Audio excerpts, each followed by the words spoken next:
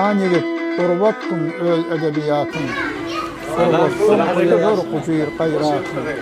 Vatançılık duyguların savutma, bilim bile iyiliğini unutma. Ağzalalık ayakları çolaşır, insanlara ağzı birlik yarışar. Ağzı birlik yürüymene ayaktır, degeni yenmene gerek tayaktır. Ağzı birlik yoluksa bir millete, şol millet şaylanır ulu izzete. Ata babalardan kalan söz vardır. Kullansın ömür boyu ol sana yardır. Ağzı bir bol, ağzı bir bol, ağzı bir, ağzı birler ağzalani kanrı bir. Ağzı birlik sizi erkin yaşadır, ağzalalık kuramağınız kavşadır. Bu söz sargıt bolsun menden iyillere, uçsun iyilden dile, dilden dillere. Mahtumoli göңlü gaýgy getirme.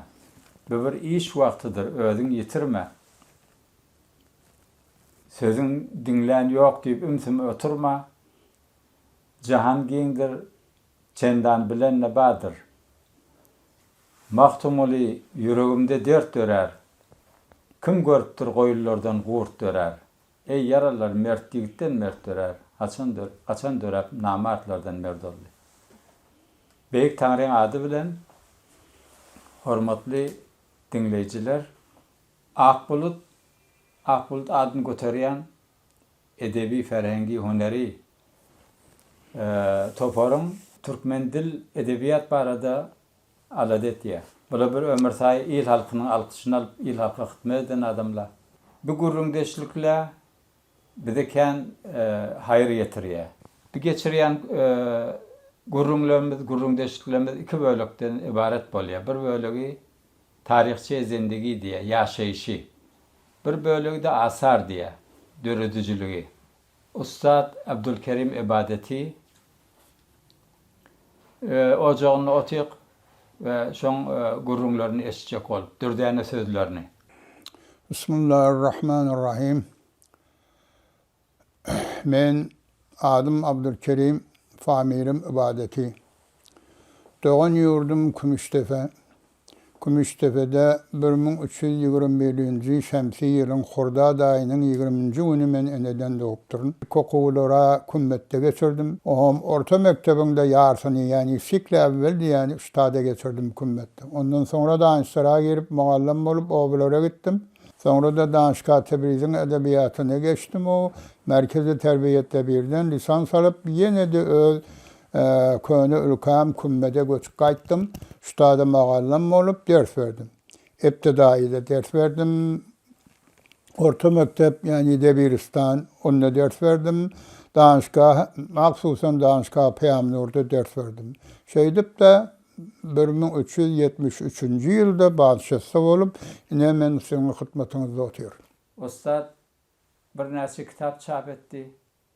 Şolaň barasynda da bir gysgarak gurrun berse, ondan sonra başga gurrunlara geçeýdi.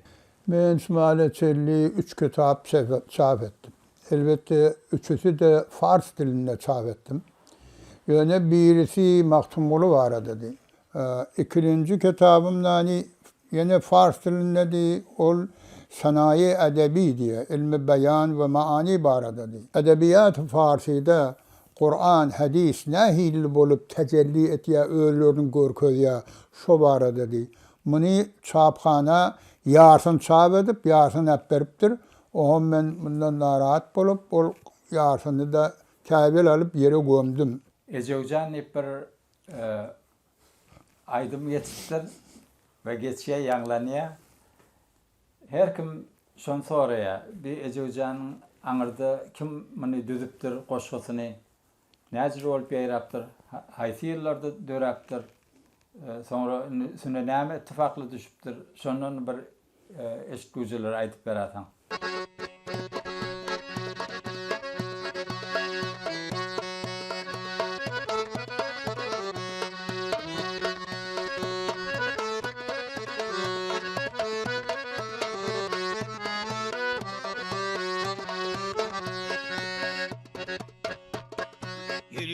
Geliyor atım, kimleri kenar doğan, sallanıp düşüp hem de, vurdum kenar, bay bay edeceğim.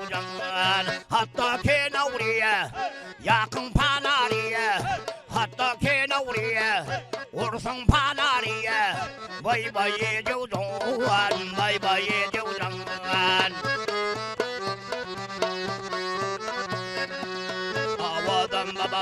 baba yedi avadan gülür içine özüm avadan bay bay yediğden hatta kenavriye yakın panariye hatta kenavriye vursun panariye bay bay yediğden bay bay yediğden Seni sarkınlalam pazara gidiyor Divarlar ardiyena yerine kim yaşar Bay bay ediyorlar Hatta kenavriye yakın panariye Hatta kenavriye vursun panariye Bay bay ediyorlar Bay bay ediyorlar İki oğlun tavarık kürün üstünde Gece otur onunla Bağal destinden Hatta kenavriye yakın panariye Hatta kenavriye vursun panariye Bay bay ediyorlar Bay bay ediyorlar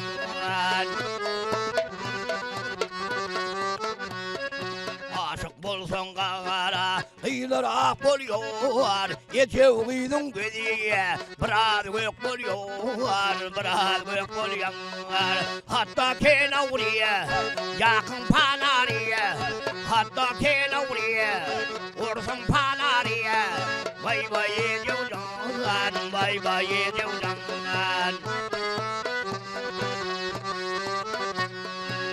Avadan baba yedi avadan Yenildir içine özüm avadan Bay bay ediyorlar Hatta kenavriye yakın panariye Hatta kenavriye vursun panariye Bay bay ediyorlar Bay bay ediyorlar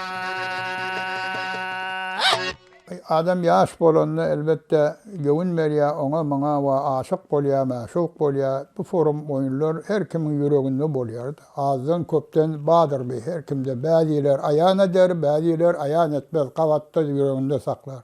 Şol zamanla Sima Bina diyen bir hanende vadi, bunun bir aydımı vadi Eydil Benalom deyip. Men de bir qoşku qoştum, şol Eydil Benalanın ahengi bilen, şoň hengi bilen buna aýtdym. Her kim eşsem buna begenli, hallady, ol aýtjak bolu, o da aýtjak bolu, o da şeýit dedäni aslen bir ýurdumyzda ýeke bir adam däl, berke hemme kişiň ýakasyndan dökülen bir dert ýanak boldy bi. Ýöne şunu dagyk men bilýän, inkteslap qy Ejewjan nip aydymaydan o da Eydil Benalom Sima Binan ahengi bilen mendim. Bir goşgy düjek gotaň, şeýer aýtjak gotaň, ýürekden joşmaly, ilham almaly, başga näme abzarly gerek. Näjere bolup haýsy ýyllarda çekildiň goşga. Şonu bir aýdyp berýärdim. Demek boljak men 16-17 ýaşymdadym şeýer aýtmana başlandy. Şondan beri her açan bir gönüm bir meselen istese şu barada şeýer aýtýar. Şu mahalle 80 ýaşymda hiçzat bolmany 64 ýyllap men şeýer aýtyp duryn. Allah tawfik berer, biz olary çap ederiz. Biýanky gardaşlarymyz, dogullarymyz hem onu okar. Bir kitapda çıkarıp dursanız Mahtumullyň goşgularyny, şeýerlerini tefsir edip şu goşgulary, zatlary tefsir etjek bolsaň näme abzarly gerek, näme zatlara müjehhez bolmaly? Onu sen ittilatyň iki ýerde yani iki dilde farahym bolmaly. Mahtumully Faragy Xivada, Buxarada okypdyr. O zamanlar Xiva bilen Buxarada merkezi ferhengi Farsi. Samaniyanlar bir padşalar ki Şotada kitapxanalar döretdiler, heywuru olokon kitapxanalar ve her yerde danışmant bolsa, alim bolsa, edip bolsa ava getirdiler, uşurdular öz derbarlarına. Mahtumulu da şu tadı okuyupdur. Her açan hücreden çıkıp gitse şu kitapxanalara barıpdır. Onun için Mahtumulu Şahname bilya, onun için Mahtumulu Muğdevini bilya, onun için Mahtumulu Hafız'ı bilya, Sadi'yi bilya. Diğer bir yerde Hafız Sadi Firdevsi'ye tayyip olsam demeyen. Misal için bir şiiri tarif edeceğiz.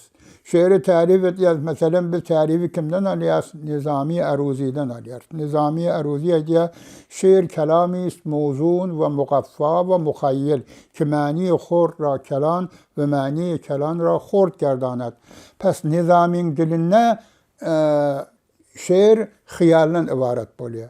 Evvel hıyal olmalı, ohum vezn ve kafiye döşüne izafe olmalı, şiir dörecek bolsa. Hop, Mahtumulu da eyni şuna itiya. Dikkat et ha gözde, üstadı Mahtumulu neyme diyecek bolya. Mahtumulu aydiya, bolmasa yigidin oğladi, ölünlü tutulmaz adi.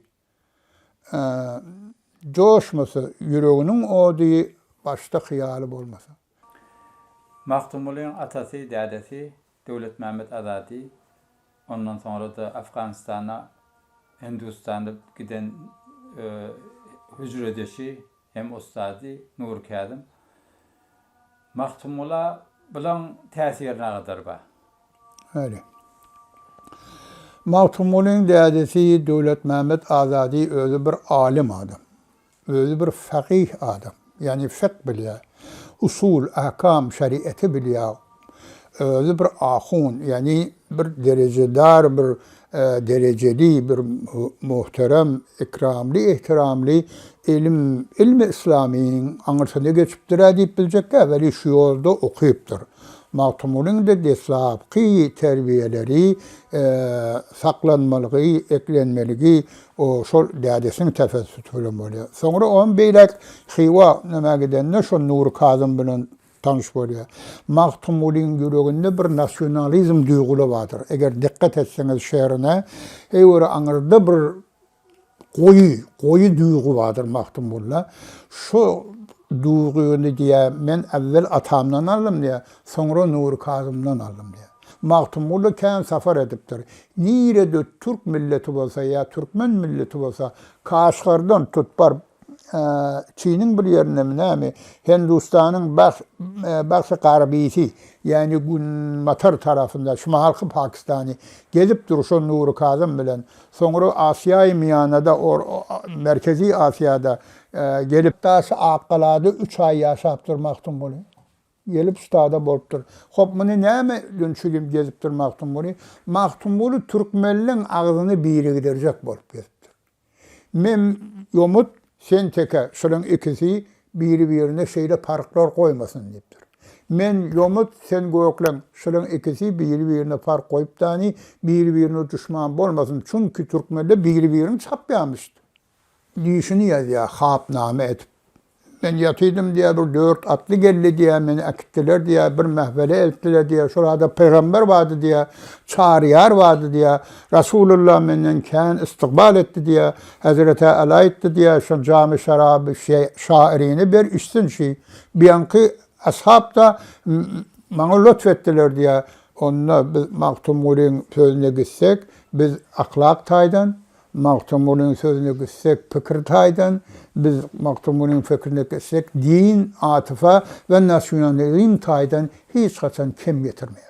Soran bizi tarihten, soran bizi iyillerden, soran bizi her yerde sayrap duran dillerden, soran bizi dağlardan, susuz yatan çöllerden, soran bizi uluslarda turun tufan yerlerden, gün nogordan, gün matara, at oynadan Türkmen biz. Soran bizi Beyhaqi'den ya da İbn Fazlan'ın, ol Mahmud Kaşgari'den ya da her tarihtanın, Oğuzhan oğladı biz geçer bu şırıncanın, korku olmaz bizlerde Begden Han'ın düşmanın, hak üstüne atlanıp kılıç çalan Türkmen biz.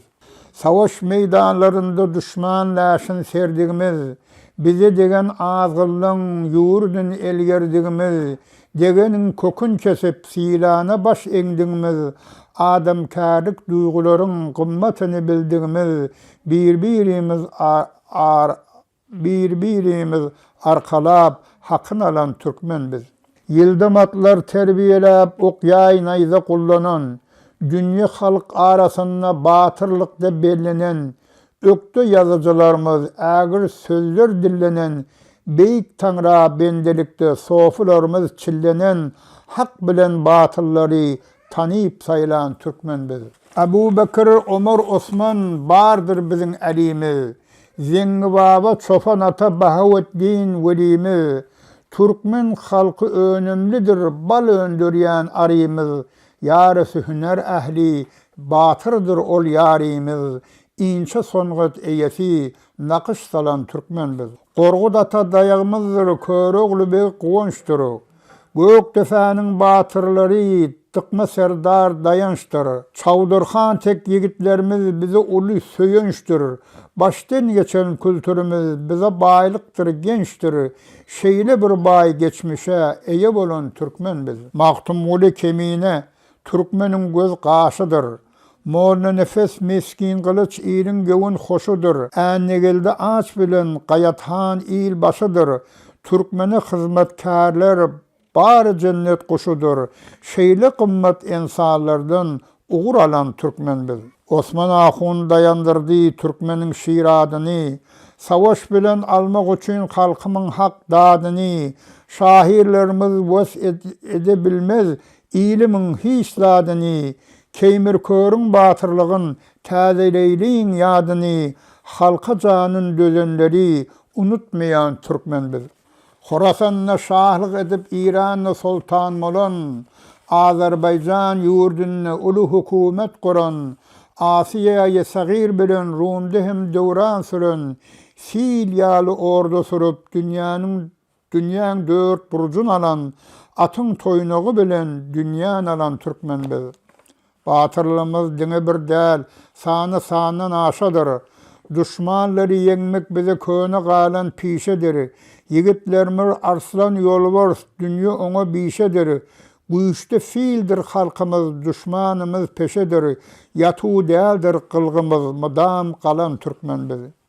Yesirlerimiz taýsyzdyr, elleri çefer, haly halça taýhalara enaýy nagyş ýapar. Bir iki däldir sani, belkemde tofor, öwden geleni gafar, artdan geleni defer, bu yalançy dünýede at kazanan Türkmen biz. Şerefli şöhratimiz, şanımız hem canımız, dökülse de kıynanmaz vatan üçün kanımız, ve edelimiz durgundur, öwrilmez peymanımız, inançlarımız payalıdır, mäkemdir imanımız, Ceyhun Hazar arasında yurt kuran Türkmen biz. Gök defani yada salsan gözün çeşmesi coşar. Birin hekat etsin gussası baştan aşar. Yer aylanır gün doğur, doğun gün ahir yaşar. Türkmenin bekleyen umidine hile haçan duşar. Şol günleri arzu beklep kuvat alayan Türkmen biz. Namus arımız bize bar zattan kımmattır. Yigitlerimiz edermendir, bara ahli himmettir. Tarih aydiyar men aydamak Türkmen ulu millettir. Bize degici bolanlar hasıl alsa zillettir. Dünyanın dürlü kuncunu tanıyan Türkmen biz. Aramızda şahir dürep kepi ussa bolduğumuz, özümüzden yaşayışta yakşı eser koyduğumuz, yazlar bilen yazlanıp biz güýze karşı durduğumuz, vatan üçün gaýgyrmany janyny geçip öldüğümüz, tarih boyu adımızı dile salan Türkmenmiz. Döwlet Mehmet Akıldar yazdı wagız azadi, şol erkin sargıdynna salgı berdi her zadi, siyasat uğurşugy, medeni kurulşugy tanıdy adil dadi, almadık biz pendini, ondan etmedik yadi, şeýle kımmatly insanlar terbiyelen Türkmen biz. Kurbanlyň etiyali her bir kunca çaştık biz. Bir talacak deyip bülent dağdan açtık biz. Haram halal diýmäni fesada bulaştık biz. Adamlarımız akıllı diye başı doğru huştuk biz. Şuunku günü her bir zatta iza galan Türkmen biz. Indi bolsa ornumuz her milletten aşağıktır. Elimiz çermeklidir, bilimizde kuşoktur. Gıyarın hizmetine guya misli uşoktur. Horluğumuz qabattır, bardır emma yaşaktır. Örköşten yere kaçan baktiyatan Türkmen biz. Elbette beydip durmaz, sonunu halkım oyanır. Bir kuşağını bir kuşar, bu ukudan dayanır. Halav halın anla bilir, akıl huşa söyünür. Zahmet arkalı turup da talaşını kıyanır. Her hili derdi duşsak da emin tapyan Türkmen biz. Abdülkerim ağlar bugün kepte kımmet yok deyip, ilim bunun bir eyyam dösüm sözüm eden ok deyip, salgı verilen yolları düzgün giden ok deyip, ferhengine karşı çıkıyar onu üyene ok deyip, ağzı ökölmek hastalıktan derde kalan Türkmen biz. Şu vat geldik Ustad Abdülkerim ibadetin ocağına kadirli İsmailcan Babayani oti. Ustadın barasında bir heyvara qawi yokumla aytacak sözleri var. Sağ olun, geliniz, sıyladınız bizi.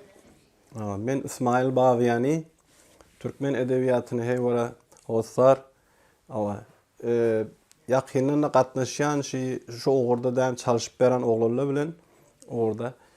Ben kaynatam Abdülkerim ibadeti gelip biz arada oturuşyak, koşkularını dinleyek. Onun hem tarih edebiyattan hem Türkmenin tarihinden başka uğurlarda da demi sözlerini, zatlarını ben eşdiyen. Ştada bir hazine yatı 60 yıl, 70 yıl üstünde işleniptir. Ustad ibadeti bir olukon zadı ve husnu ve o da demi yankı hem edebiyat Farsiye musallat hem Arabiye musallat.